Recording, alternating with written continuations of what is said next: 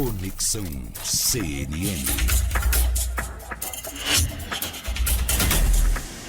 Yuri Pita, como vai? Bom dia. Bom dia, Nonato. Bom dia a todos. Bom dia para você, Leandro Rezende. Bom dia, Nonato. Bom dia a todos os nossos ouvintes. Thaís Arbex, bom dia. Bom dia, Nonato. Bom dia, Yuri. Bom dia, Leandro. Bom dia a todos. Yuri, vou começar contigo hoje para a gente olhar aqui a situação de Guarulhos, cidade importante de São Paulo. Como é que está a disputa por lá nessa eleição de 2020, hein, Yuri?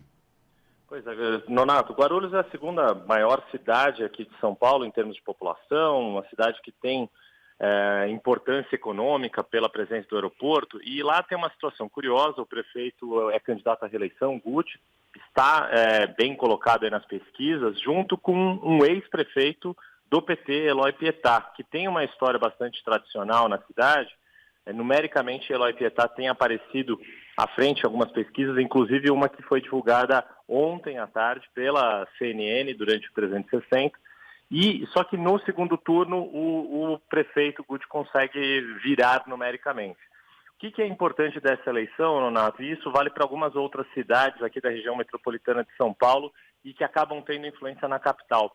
É uma das apostas do PT para recuperar um pouco da força que perdeu em 2016 e conseguir, de certa forma, com que aqueles bairros que são, o termo técnico é conurbado, aquele bairro que você está aqui na cidade de São Paulo e atravessou a rua, está na outra cidade como Guarulhos, como Diadema, Osasco ou Mauá, que essas cidades em que o PT tem candidatos competitivos, em Osasco, o ex-prefeito Emídio, em Diadema, o ex-prefeito Felipe, sempre com essa estratégia de usar ex-prefeitos que tiveram gestões bem avaliadas nas suas cidades, o PT tenta recuperar essas cidades que são importantes aqui na região metropolitana, mas também tentar dar um impulso para a candidatura aqui na capital de Gilmar Tato. É uma das apostas do partido para tentar ter um desempenho, inclusive melhor do que está se refletindo nas pesquisas, Nonato.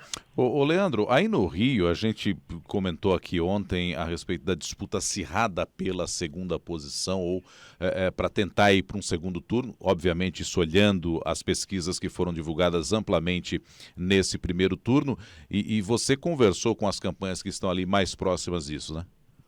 É isso, Nonato, tanto a campanha do atual prefeito, Marcelo Crivella, que está ali numericamente à frente da candidata Marta Rocha, do PDT, são duas campanhas que estão com o mesmo pensamento fixo, de que a virada, pode acontecer uma explosão de votos para um dos lados ali no domingo, já no dia das eleições. São duas campanhas que estão apostando bastante numa decisão do eleitor em cima da hora. E aí, por razões diferentes, Nonato, já a campanha de Marcelo Crivella está apostando que o eleitorado de centro-direita e de direita aqui no Rio de Janeiro ainda não processou totalmente que o candidato Marcelo Crivella é apoiado pelo presidente Jair Bolsonaro. Esse movimento, a campanha de Crivella acredita que vai se dar de forma mais explícita, mais intensa, agora, sexta-feira, sábado e também no domingo, dia da eleição. Já do lado lá da Marta Rocha, o foco total dessas últimas ações de campanha, hoje, sobretudo amanhã, também é no voto útil, na pregação ali do voto útil, de centro-esquerda, de que Marta Rocha é a única candidata capaz de bater Eduardo Paes no segundo turno, e também ela seria, a campanha está argumentando isso, está tentando angariar os votos nesse sentido, de que ela seria uma única representante desse segmento de centro-esquerda nas eleições aqui do Rio de Janeiro. Por quê? Que até para o nosso ouvinte de fora do Rio, que é importante a gente entender bem esse cenário aqui, Nonato, porque aqui é um ensaio para 2022, A família Bolsonaro tem um reduto eleitoral aqui, então, e tem uma busca também, tanto do senador Flávio Bolsonaro, como do presidente, o vereador Carlos Bolsonaro deve ser o mais votado aqui no Rio de Janeiro, segundo apontam até as pesquisas de oposição, tudo cimentando um cenário mais favorável para a família Bolsonaro em 2022. 2022. Então, além do Rio de Janeiro, há uma preocupação grande também com outras candidaturas aqui na região metropolitana, na Baixada Fluminense, enfim, muita coisa para a gente ficar de olho nesses últimos dias até o domingo, dia do primeiro turno, Nonato. A gente acompanhou também, Thaís Arbex, com muita atenção a situação lá no Amapá, né? Tivemos o adiamento da eleição municipal em virtude do apagão sofrido recentemente pelo Estado, e isso acabou implicando também na eleição municipal, porque obviamente não vai ocorrer, tem até dezembro para que seja realizada. Mas você tem uma informação importante aí de bastidor em torno dessa discussão sobre a realização ou não da eleição, né, Thaís?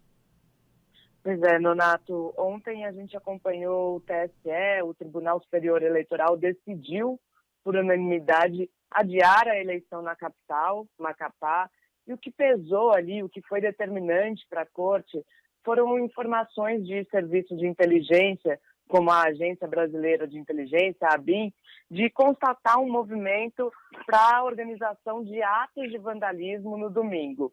Eles conseguiram captar áudios em que estava se convocando atear fogo em ônibus, saquear lojas.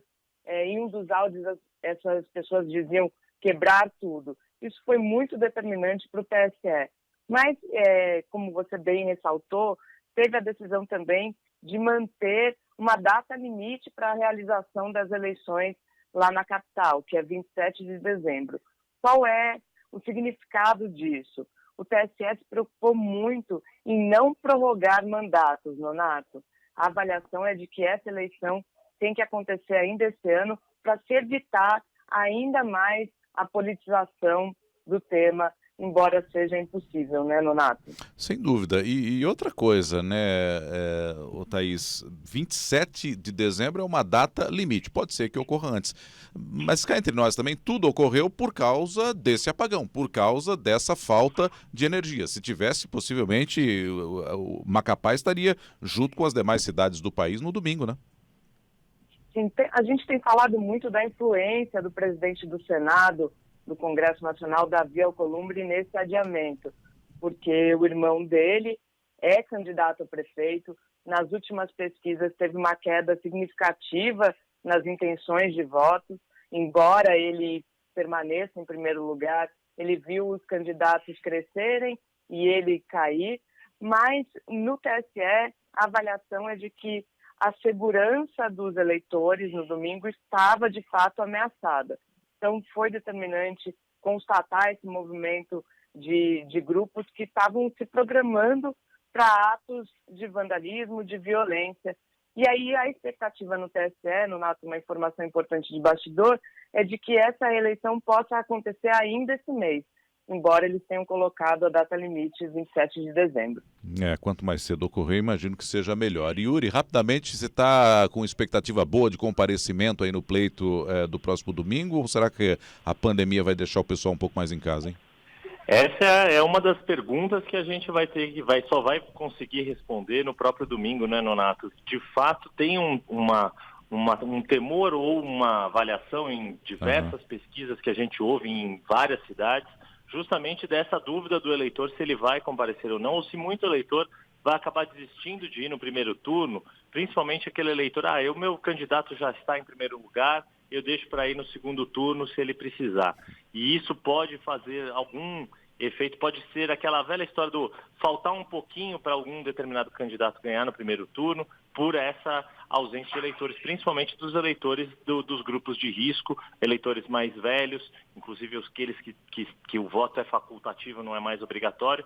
Então tem um receio aí de que muita gente diga que vai votar, mas que na hora H, ali no domingo, acabe não votando. Até porque a gente não sabe, Nonato, como é que vai ser o fluxo dos eleitores nas diversas zonas eleitorais pelo país, né? Nas sessões eleitorais. Pode ser que tenha aglomeração, fila, e isso também cause algum receio naqueles eleitores mais preocupados com a doença, Nonato. É isso. Ô, Yuri, obrigado, bom trabalho para você no fim de semana, é o que não vai faltar, viu?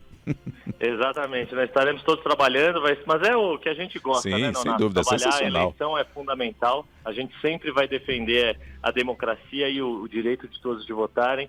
É um prazer fazer cobertura de eleições e a gente conta com a audiência da CNN Rádio e todo mundo vendo a gente também na TV, na CNN, no 577. Um abraço a todos. Valeu. Obrigado, Leandro. Bom trabalho no fim de semana, hein? Um abraço, Nonato, um abraço a todos. Vamos nessa, mais uma eleição. Valeu, Thaís. Obrigado, hein? Obrigada, Nonato. Bom fim de semana e boa eleição a todos. Para todos nós. Conexão CNN, conversando com Yuri Pita, Thaís Arbex e também o Leandro Rezende, trazendo aqui as impressões deles a respeito dessa eleição no fim de semana, com toda a movimentação e o trabalho dos nossos analistas aqui da CNN.